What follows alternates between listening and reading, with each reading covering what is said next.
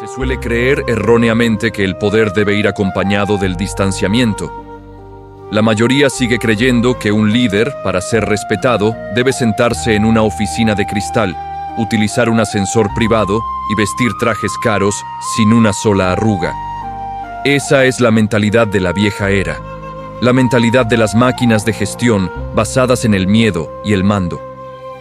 La realidad es mucho más cruel, pero también mucho más sofisticada. En el mundo de la gestión moderna, donde las personas valoran el ego y la libertad, el poder supremo no proviene de estar en lo alto señalando con el dedo, sino de sentarse en la misma mesa, comer del mismo plato y sufrir las penurias en la misma trinchera. Esta es la paradoja del líder de escuadrón. Es necesario comprender la esencia de esta paradoja desde el principio. Se llama líder de escuadrón, porque en el ejército, un general es quien da órdenes desde la distancia. Pero el líder de escuadrón es quien comparte las privaciones y el sufrimiento codo a codo con sus soldados. Al entrar en batalla, los soldados pueden temer al general, pero están dispuestos a morir por su líder de escuadrón.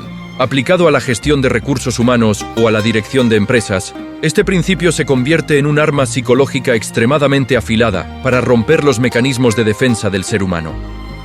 Cuando un líder elimina la distancia física y cotidiana, está realizando una cirugía psicológica para extirpar el tumor de la envidia y la desconfianza en el cerebro del empleado. Observemos el mecanismo de funcionamiento de la psicología humana.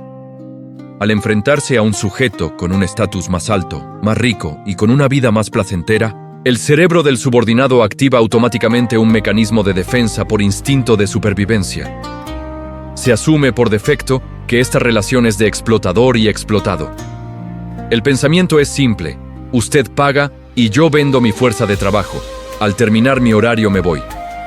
Si usted tiene problemas, es su problema, porque usted se beneficia mucho más que yo. Esta barrera psicológica hace que el rendimiento laboral se limite a cumplir con el expediente, es decir, trabajar lo justo para no ser despedido. Pero la ambición de un dueño nunca se detiene ahí. Para alcanzar objetivos extraordinarios, para que los empleados trabajen 12 o 14 horas al día sin quejarse, y para que consideren a la empresa como su hogar, no se puede usar el dinero.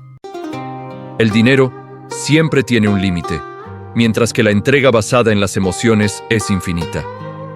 Para explotar ese recurso infinito, el líder astuto elige rebajarse. El acto de comer en la misma mesa, dormir en la misma trinchera o usar un lenguaje coloquial y sencillo no es simplemente ahorro o humildad, es una inversión calculada. Cuando el empleado ve que el jefe come la misma comida barata que él, viste la misma camiseta desgastada para trabajar y se queda despierto hasta las 2 de la mañana para corregir errores del proyecto, surge una ilusión de justicia. La sensación de ser explotado desaparece instantáneamente. En su lugar, aparece la sensación de estar luchando hombro con hombro. En ese momento, la frontera entre empleador y empleado se desdibuja, y solo quedan compañeros de equipo luchando por un objetivo común. Este mecanismo opera basado en la identificación de intereses y dolores. Los seres humanos tienden a aceptar más fácilmente las penurias si ven que su líder también las padece. Incluso llegan a sentir remordimiento si descansan mientras el hermano mayor sigue trabajando. Este es el punto clave para controlar el pensamiento. En lugar de usar una disciplina de hierro para obligar a los empleados a hacer horas extras, el líder utiliza su propia imagen de entrega abnegada para crear una presión invisible. Es una presión suave, pero con un peso de 1000 toneladas, que obliga al subordinado a entregarse voluntariamente y a sacrificar su tiempo personal sin exigir beneficios proporcionales de inmediato. Profundizando en este análisis, es necesario observar el precio a pagar y la ganancia obtenida en esta transacción psicológica. Por parte del líder, lo que se pierde es un poco de comodidad personal, algo de privacidad y la ostentación externa. Pero lo que se gana es lealtad absoluta y una productividad que supera los límites. Cuando los empleados ven al jefe como a un hermano o un camarada, no se atreverán a exigir aumentos salariales drásticos por miedo a poner en dificultades a su compañero. No se marcharán cuando la empresa pase por dificultades porque sentirán que es un acto de traición. Estarán dispuestos a trabajar en días festivos y a responder mensajes a medianoche porque piensan que están ayudando a un ser querido, no sirviendo a un patrón. Claramente, el beneficio obtenido al eliminar la distancia es muchas veces superior al coste de una cena lujosa o un traje caro. Por el contrario, si mantiene una imagen de opulencia, el líder se coloca en una posición de oposición. Cuando el empleado ve al jefe conducir un coche de lujo y vivir en una mansión, mientras él lucha por pagar el alquiler, la comparación y la envidia son inevitables. Cualquier llamado a la entrega o al sacrificio por el colectivo resulta entonces vacío e hipócrita. El trabajador se preguntará por qué debe sacrificarse para que el jefe sea más rico. En ese punto, la relación vuelve a la cruda esencia de una transacción comercial, donde sin dinero no hay esfuerzo extra. Controlar a las personas con dinero es la forma más costosa y menos sostenible de control, porque siempre habrá otro lugar que pague más, pero el control, a través del afecto y el sufrimiento compartido, crea un vínculo más fuerte que cualquier contrato laboral. Sin embargo, hay que estar alerta para ver el lado oscuro de este arte de gestión. Esto es, en esencia, una forma de manipulación psicológica de alto nivel. El líder, aunque coma en la misma mesa o duerma en la misma trinchera, no cambia su naturaleza de propietario de la empresa ni del resultado final. Cuando llega el éxito, la mayor parte de las ganancias y la fama siguen perteneciendo a quien está a la cabeza. La igualdad en la mesa no significa igualdad en la cuenta bancaria ni en la propiedad de las acciones.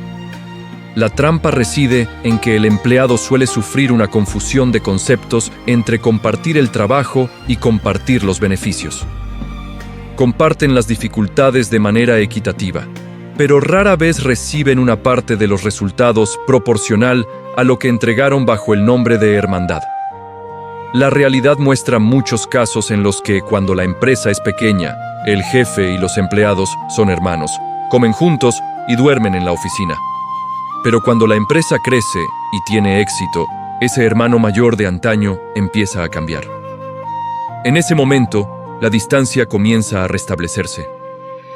Los antiguos empleados, aquellos que creyeron en el sueño común, de pronto se dan cuenta de que siguen siendo simples asalariados, mientras que aquel líder ya está en un nivel social distinto. Este desencanto suele llevar a rupturas amargas. Pero para el líder, el objetivo se ha cumplido. La etapa de usar el afecto para compensar la falta de recursos financieros ha pasado. Ahora es el momento de volver a los principios de gestión basados en beneficios y sistemas. No se debe ver este asunto bajo una óptica moral simple de bueno o malo. Es la ley de funcionamiento de la sociedad y de la psicología conductual. Un buen líder es aquel que sabe utilizar todas las herramientas, desde las materiales hasta las espirituales, para optimizar los recursos. El hecho de que acepten rebajarse y eliminar la distancia es también un esfuerzo y un sacrificio del ego digno de reconocimiento. No cualquiera puede hacerlo. Hay quienes, aunque quieran, no pueden interpretar el papel de humildad porque su ego es demasiado grande.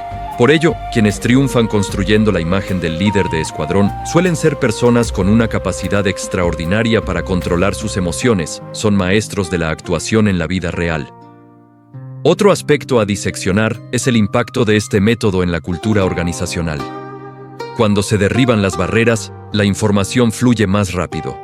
Los empleados se atreven a hablar con franqueza sobre los problemas existentes porque creen que el jefe es uno de los suyos. Esto permite al líder captar la realidad con mucha más precisión que sentado en una torre de marfil escuchando informes maquillados. La cercanía genera un flujo de información pura, no distorsionada por el miedo. El líder sabe exactamente quién rinde, quién está insatisfecho y quién es leal. A partir de ahí, las decisiones de personal y estratégicas se toman de forma más precisa. Este es un beneficio de gestión real que trasciende la manipulación emocional. Además, la homologación del estilo de vida ayuda al líder a convertirse en un símbolo y en un modelo a seguir. En psicología, el ser humano tiende a imitar el comportamiento del líder de la manada. Si el líder es perezoso, toda la manada lo será. Pero si el líder es audaz y se lanza al frente, toda la manada será agresiva. Cuando el jefe es el primero en llegar y el último en irse, Ningún empleado se atreve a ser perezoso abiertamente. El control en este caso no requiere cámaras de vigilancia ni relojes de fichar. Reside en la presión misma de la cultura de trabajo. El líder ha transferido hábilmente la tarea de vigilancia hacia los propios empleados, que se vigilan unos a otros. Pero también es necesario advertir sobre el riesgo de desdibujar la distancia en exceso. La familiaridad excesiva puede llevar a la falta de respeto, al incumplimiento de la disciplina y a la confusión entre lo profesional y lo personal. Cuando el empleado ve al jefe como a un amigo, puede volverse laxo en el cumplimiento de los procesos o plantear exigencias irrazonables basadas en el afecto. El desafío más difícil para un líder con este estilo es mantener el prestigio implícito dentro de la amabilidad externa. Debe lograr que los empleados lo quieran y lo respeten a la vez, que se atrevan a beber una cerveza después del trabajo, pero que, al entrar a la oficina, su palabra sea una orden militar inquebrantable. Alcanzar este equilibrio requiere una entereza y una sutileza extremas. Es común ver a líderes inexpertos que, al intentar imitar este estilo, terminan siendo sobrepasados por sus subordinados, lo que resulta en una organización ineficiente. Ampliando la perspectiva, este fenómeno no solo ocurre en las empresas, sino también en la política y las organizaciones sociales. Los líderes populistas, aquellos que saben hablar el lenguaje de las masas y comer lo que come el pueblo, siempre reciben un apoyo ferviente. Las masas anhelan encontrar su propio reflejo en su líder. Quieren creer que quien ostenta el poder es igual a ellos y comprende su sufrimiento. Es una necesidad de ser comprendido y representado.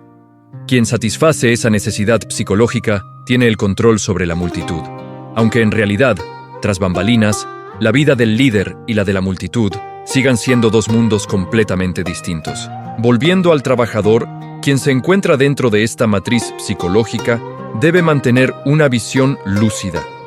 No se puede negar que trabajar con un jefe accesible y sacrificado es una suerte, pues ese entorno es mucho más agradable que la imposición burocrática. Sin embargo, no se debe permitir que las emociones nublen la esencia de la relación laboral.